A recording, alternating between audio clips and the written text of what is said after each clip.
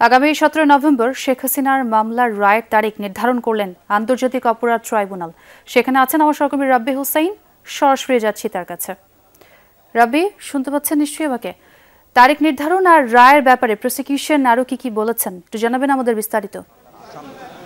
ছোয়া, মানবতা বিরোধী অপরাধের মামলায় সাবেক প্রধানমন্ত্রী শেখ হাসিনা, সাবেক স্বরাষ্ট্রমন্ত্রী আসাদুজ্জামান খান কামাল এবং সাবেক পুলিশ প্রধান চৌধুরী আবদুল্লাহ মামুনের বিরুদ্ধে যে মামলা, সে মামলার রায় ঘোষণা করা হবে আগামী 17 নভেম্বর। এই দিনটি ঠিক করেছেন আন্তর্জাতিক অপরাধ ট্রাইব্যুনাল। কিছুক্ষণ আগেই প্রসিকিউশনের যিনি রয়েছেন চিফ প্রসিকিউটর তাজুল ইসলাম কথা বলছিলেন সাংবাদিকদের সঙ্গে। তিনি বলছেন যে এই যে জুলাই আগস্টে যে বিচার হয়েছে সেটি তারা স্বচ্ছভাবে বিচার করতে পেরেছেন এবং এই বিচারের মাধ্যমে এই যে জুলাই আগস্টের আন্দোলনের যে মানবতা বিরোধী অপরাধের সংগঠিত হয়েছে, এছাড়াও দেশে যে এই সহিংসতার রাজনীতি, সেটি একটি ইতি ঘটবে বলে ট্রাইব্যুনালের যিনি চিফ প্রসিকিউটর তিনি সাংবাদিকদের জানিয়েছেন। এখানে তিনি প্রত্যাশা করেছেন যে এই যারা আসামি রয়েছেন শেখ হাসিনা সহ 3 জন আসামির সর্বোচ্চ শাস্তির তিনি দাবি করেছেন। অর্থাৎ এই মামলার তারা যে যুক্তিতর্ক তুলে ধরেছেন রাষ্ট্রপক্ষ, সেখানে লেথাল উইপেন ব্যবহার করে ছাত্র জনতাকে গুলি করার নির্দেশ, গণভবনে রাজাকার বলে ছাত্র জনতাকে ট্যাগ দেওয়া, পাশাপাশি চানখারপুলে 6 জনকে হত্যা, আশুলিয়ায় 6 মরদেহ পোড়ানো, পাশাপাশি এই যে লেথাল উইপেন ব্যবহার করে, মারণাস্ত্র ব্যবহার করে ছাত্র জনতাকে হত্যার যে নির্দেশ, এই অভিযোগগুলো 5টি সুনির্দিষ্ট অভিযোগ আনা হয়েছে সাবেক প্রধানমন্ত্রী শেখ হাসিনা সহ 3 জনের বিরুদ্ধে। এই মামলায় বলা যায় যে দীর্ঘ 3 মাসের আইনি প্রক্রিয়া শেষেই আজকে এই মামলার যে তারিখ, যে এতদিন ধরে আসলে যে জল্পনা কল্পনা করা হচ্ছিল বা আওয়ামী লীগের নেতাকর্মীরা যে তারা এই নাশকতা করছিলেন এরকম দাবি করছিলেন যে প্রসিকিউশন থেকে, সেটির আসলে ইতি ঘটবে বলছেন প্রসিকিউশন। তবে রাষ্ট্রনিযুক্ত আসামি পক্ষের যিনি আইনজীবী এখানে আমির হোসেন, তিনিও কথা বলেছেন। তিনি বলছেন যে তিনি যুক্তি তুলে ধরেছিলেন, যুক্তি খণ্ডন করেছিলেন, সেখানে তার আসামিদের তিনি খালাস পাওয়ার জন্য তিনি নানা যুক্তি তুলে ধরেছেন, এই কথা তিনি বলেছেন। তবে 17 নভেম্বরই আসলে জানা যাবে যে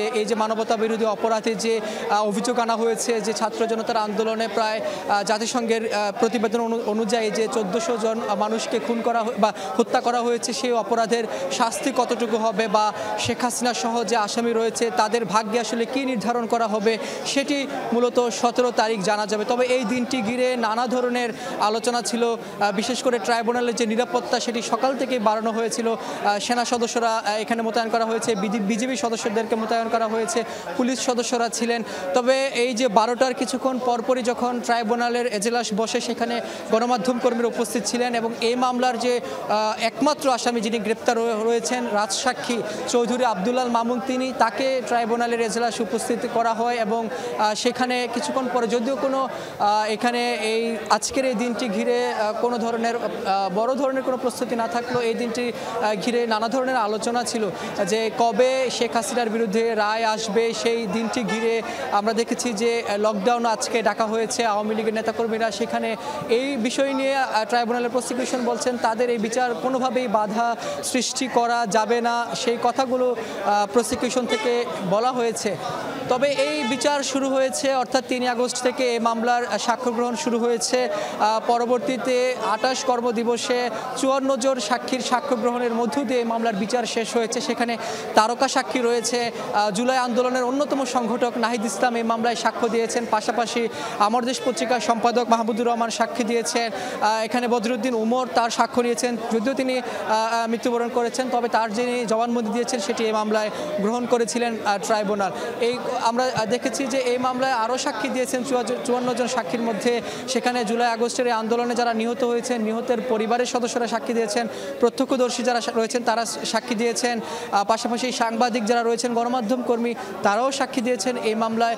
এই মূল বিষয়টি হলো যে এই মামলায় যে এই ক্ষমতার শীর্ষে থেকে অর্থাৎ একটি নির্বাহী বিভাগের শীর্ষে থেকে যে এই কমান্ড রেসপন্সিবিলিটির আওতায় থেকে শেখ হাসিনা যে নির্দেশনা দিয়েছেন, পাশাপাশি সেই নির্দেশনা বাস্তবায়ন করেছিলেন সাবেক স্বরাষ্ট্রমন্ত্রী আসাদুজ্জামান খান কামাল, পরবর্তীতে চেইন অফ কমান্ড হিসেবে সাবেক পুলিশ প্রধান চৌধুরী আবদুল্লাহ মামুন।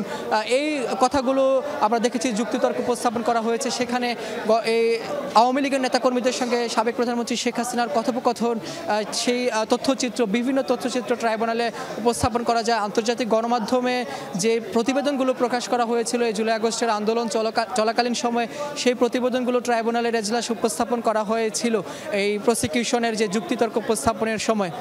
তবে প্রতিটি সাক্ষী তারা তাদের যে উপর যে গুলি করা হয়েছিল সেই বিষয়ে তারা শেখ হাসিনাকে দায়ী করেছেন এবং সর্বোচ্চ শাস্তির দাবি করেছেন। আজকে প্রসিকিউশনও একই দাবি করেছে। তবে 17 তারিখে জানা যাবে যে তাদের ভাগ্য আসলে কি নির্ধারণ করছে।